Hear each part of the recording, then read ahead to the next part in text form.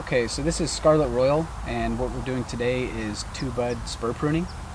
So the idea here is to get rid of all the foliage, and we want to leave little spurs as our fruiting wood for this next coming season.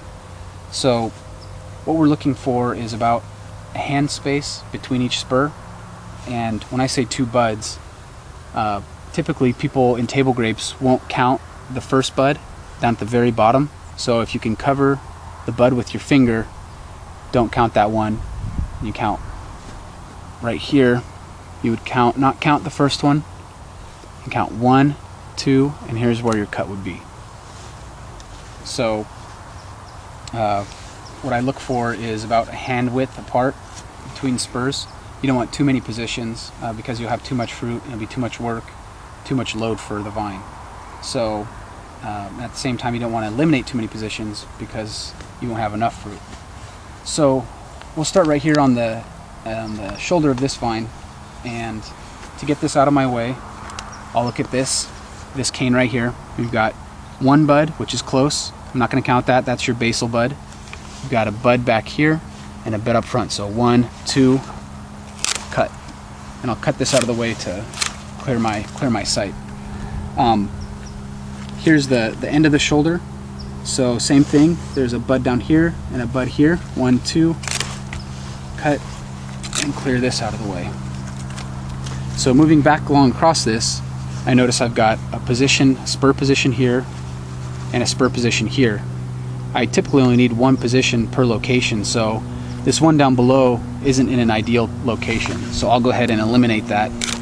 That'll help keep our canopy pointing upward for this coming season, instead of growing canes down below, having to lift them up and get them back up to where they should be. Moving along, here's our next spur. Got 1, which is pretty close.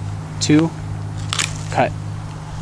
This one right here, 1, 2, cut. Now, you've got one here on the back that is down below, similar to the other one, but I want to keep that position. So what I'll do is I'll do the same thing. 1, 2, cut. And this next coming season, what will happen is one of those buds will push this direction, and I'll have a new spur that's vertical, and you'll have another good position. So you don't always want to eliminate something just because it's down below, because as soon as you eliminate that position, you most likely will never get it back. So when the crews are in here, they'll look at and they start moving pretty quick. They'll go 1 bud, 2 bud, boom, boom, boom. Right here, it's getting a little tight. I don't necessarily need this position, so I'm going to get rid of it. 1 bud, 2 bud, 1 bud, 2 bud, 2, 2, 2. Same thing here. This spur or this cane is located below, but that's a pretty big gap right here.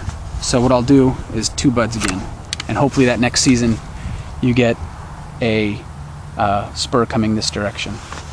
We're getting towards the end of the shoulder of the vine, and I'm lacking a little bit of space here. So what I'll do is I'll finish my spurs, 2 buds here, cut the old wood off right there, and in order to fill the wire to the end of this vine, I'll cut this to essentially a long spur. So this next season you'll have a spur here and a spur here to fill up your wire. You can cut this old wood off too if you like.